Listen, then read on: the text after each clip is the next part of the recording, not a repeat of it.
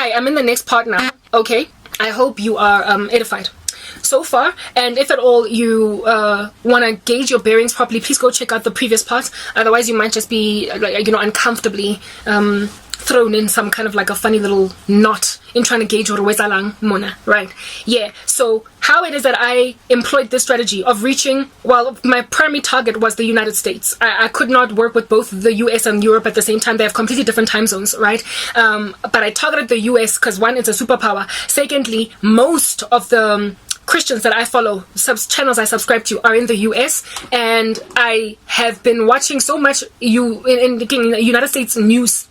I've been watching so much coverage of world events from a United States vantage point that I knew that I'd be able to relate and speak to them in a way that they understand, and even to a point where they would be confused that I'm in South Africa. There's one girl, when I still had my comments activated, that was like shocked that I was all the way in South Africa, because she thought I was like around the corner. She wanted to see if she can't connect me with a community, and I was like, girl, I'm in South Africa. She was like, whoa, I never would have thought. She literally thought I was coming from the US because of how much she could relate with the way that I was speaking and the things I was saying.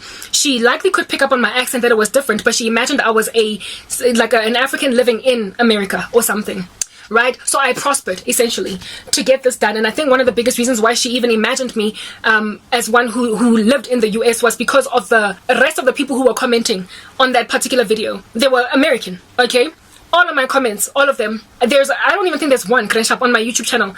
Ever since I not demonetized, sorry, but what do you call this thing? Smothered my comments, I silenced them.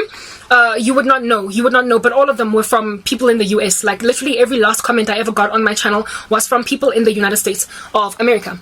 How it is that I succeeded to get them on my back was time of publishing. There was a time when I was working in the wee hours of the morning, only wee hours of the morning, publishing shorts because I studied a lot online because my channel was going nowhere. So I tried to find out what to do in order to grow my YouTube channel. And so I checked out a whole bunch of guys. They gave me advice. I took their advice. And one of the most successful pieces of advice that I took was shorts, YouTube shorts. So I started to do a whole bunch of shorts, and I would do them literally anywhere from 1 a.m. in the morning to 5 a.m. in the morning, just publishing shorts, sleeping during the day, and uploading my content only in the morning. The YouTube algorithm then got used to recommending me to the people who were subscribing to me. Now we are either 9 hours behind the US or ahead. I stand corrected as to which of the two, but we have a 9-hour difference in time, right? And that difference in time makes sure that during the day it's night for them, during the night it's day for me. So at certain times of the night, in the evening, what is this? Oh, my scalp is itching. Whatever, I gotta wash the hair. It's Friday. I'll do it tomorrow. Okay, fine. During the evenings, right? Most people sit down leisurely watching YouTube as opposed to television. From around, I literally investigated what is the best time to upload content on YouTube. And that was also another piece of advice that I got from one guy that was advising how to grow your YouTube channel. And he told me, he's an American guy, that from this time to this time, and generally he spoke about how it is that you need to try and publish your content at like 1 or 2 p.m. in the afternoon on YouTube, or in the evenings from like 6 to 8, right, in the United States, because it's either lunchtime and they are sitting in the cafeteria, the canteen at work or whatever, going through YouTube videos because they're not actively doing work. So lunchtime in the United States and evening time in the United States. And when was lunchtime in the United States versus South Africa? When was evening time in the United States versus South Africa? Is what it is that Crancat, please go in your space over there. When are these particular hours in ish? Yeah, see guys, this cat, like I don't like it when she's on my bed. I want her in her own space, and it takes forever for her to get in there. Anyway, whatever, I'm sorry if you got distracted there. Yeah, so based on this guy's advice, I then went online, figured out time zone differences, what's going on there, what time is it in the US, what time is it in the US right now, and based on whatever it is that might be the time in the United States, if at all it was around lunchtime, or if at all it was around after dinner, do you understand, or somewhere in the middle of dinner, like that say 6 p.m. to 8 p.m. at night, even going into 10 p.m. because some people just sit on their beds and just feel like going through social media before they fall asleep.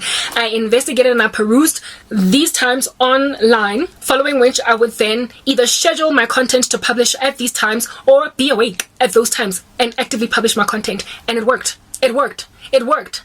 My content was just, it would like sit in YouTube, and the people that looked at it were the ones who were awake at the time. South Africa at 2 a.m. in the morning, at 10 p.m. they are starting to doze off. At 4 a.m. in the morning, they are barely waking up. Their alarms are yet to go off for another hour. But in the US, they're bustling. It's lunchtime, they're eating dinner. You get my point. So even though, because I'm South African, I would not get a massive amount of traffic from the US, bottom line is every so often there's the odd guy or girl that gives the odd guy or girl a chance on the internet that comes from a different country, and they just click on them. And it worked. My shorts got taken up by an American audience. Unfortunately, however, I learned some other things about the American audience. America, you, even if you might not be physical Babylon, the way that everybody says that you are, you certainly are spiritual Babylon. My goodness, the level of rudeness. Like, I thought South Africans were harsh. I thought South Africans were monstrous because of what they've done to me. Even though I did not have any such experience prior to my salvation in Christ, I had a relatively decent upbringing with South Africans, and I was at ease and I was peaceful with them. And then I got persecuted and they became little monsters, and so I've got a bone to pick with them in that regard. But my goodness, Africans have a way about holding their horses. They know how to keep quiet, on they also know how to brittle what they want to say. They won't say it to you in your face, and even if they come out and speak something against you, it'll tend to be with a little bit of decorum. They don't just swing out of their mouths rude statements. Even if they're complete strangers, they are not just going to go and tell you nonsense. So culture shock. It's like I was living in the US, brand spanking new, as somebody who had immigrated over there, and I was shocked by just how horrifically mean they can be and how easily it just comes out of them to be cold, like just absolutely like scathing to complete strangers. The comments. It is why my comments section is disabled on YouTube. The kind ones, of course, they exist. Yes, I love them, right? I've got brothers and sisters that have subscribed to my channel that are genuine believers in the Lord Jesus Christ. But my goodness, the rude can get really rude. Like when it rains with American comments, it pours. They can say anything out of this world, astronomical, and I was already hurt, and I'm super sensitive, and these people don't know me. I'm from Africa. They might be used to it. I remember one girl commenting on my channel. There was a series that I did where I was lamenting against comments, right? And one American girl responded and said, just, delete the comments. Don't take them too seriously. That's how you must, that's how you develop, YouTube emotional maturity. And I tried to take her advice, She meant well, but I couldn't handle. And I realized that the reason why she feels like all I need to do is just delete them or ignore them is because she's living in a culture where such things just get thrown at you easily. And now they've developed like a bit of a wall, eh? And they just stand up very firmly, sturdy. They are resilient. They've got shock absorbers that I, as an African, don't have. That level of rudeness, I don't know it. I don't know it. So for me, it was like, no, I'm sorry, girl, I can't. So I ended up disabling my comment section, much to the peril, I guess, of some other of my commenters that were like, hang 10, be strong, don't subscribe to, capitulate to these guys because we love you. But I was like, you know what, your 2-3 really excellent comments are beneficial for my soul to make me feel better. However, it takes only one really horrendous below the belt comment to throw me off my railings for the day, and I'm already very sensitive, so it does not help to get 5 good comments and 1 bad one, because that 1 bad one can really throw me awry. I therefore disabled comments altogether on my YouTube channel. So the downside to having an American audience was just the vitriol, like the culture shock of how rude they can be. So for those reasons, I thoroughly believe that America is spiritual Babylon. They have literally infected the world with their harlotries. Like, if it is bad anywhere, it's worse in the US. Next part.